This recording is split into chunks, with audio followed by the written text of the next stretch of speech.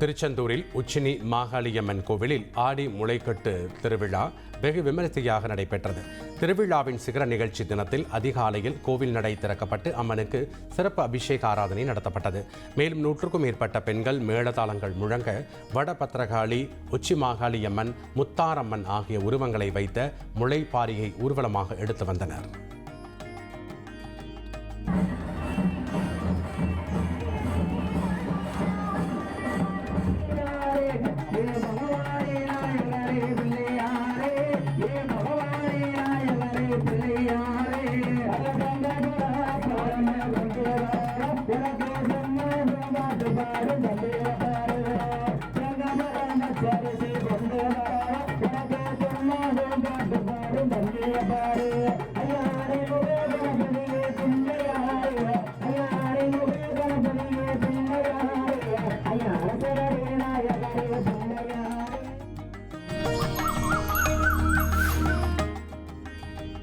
நாகை மாவட்டம் பொருள் வைத்த சேரியில் அமைந்துள்ள சொர்ண காளியம்மன் கோவில் ஆடி திருவிழா வெகு விமரிசையாக நடைபெற்றது. கடந்த 18ஆம் தேதி காப்பு கட்டி பூச்செறிதலுடன் துவங்கி நாள்தோறும் பல்வேறு நிகழ்வுகள் நடைபெற்று வந்தது. இந்த நிலையில் சொர்ண காளியம்மன் திருநடனமாடும் வைபவம் நடைபெற்றது. தொடர்ந்து சொர்ண காளியம்மன் கோவிலிலிருந்து புறப்பட்டு படுகளம் செல்லும் நிகழ்ச்சியும் வீதி உலாவும் நடைபெற்றது. இதில் திரளான பக்தர்கள் கலந்து கொண்டு சுவாமி தரிசனம் செய்தனர்.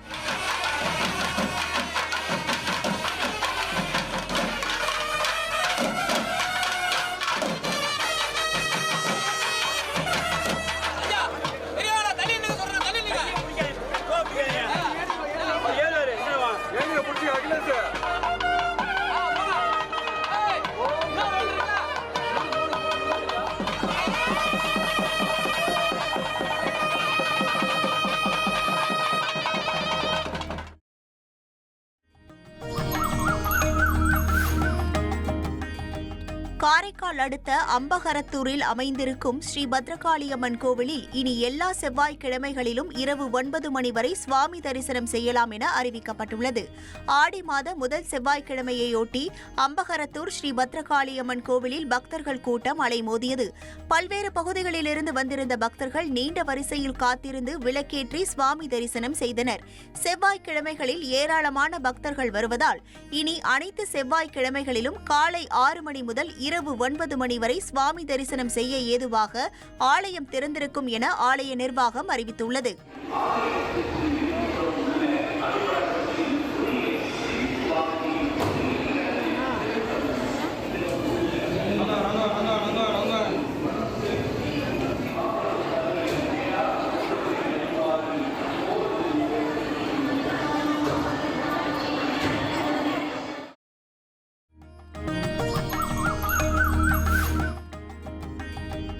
ஓசூரில் உலக நன்மைக்காகவும் விவசாயம் செழிக்கவும் நோய் நொடிகள் இன்றி வாழவும் 508 பெண்கள் திருவிளக்கு பூஜை செய்து வழிபாடு நடத்தினர். கிருஷ்ணகிரி மாவட்டம் சேவா பாரதி தமிழ்நாடு சார்பில் இந்த பூஜை நடத்தப்பட்டது. பூஜையில் அகில பாரதிய சந்நியாசி சங்க பொருளாளர் சுவாமி சிவராமநந்தா, ஓசூர் குகை சுவாமி, சேலம் மண்டல பொறுப்பாளர் சுவாமி ஆதித்யானந்த சரஸ்வதி உட்பட பல சுவாமிகள் பக்தர்களுக்கு அருளாசி வழங்கினர்.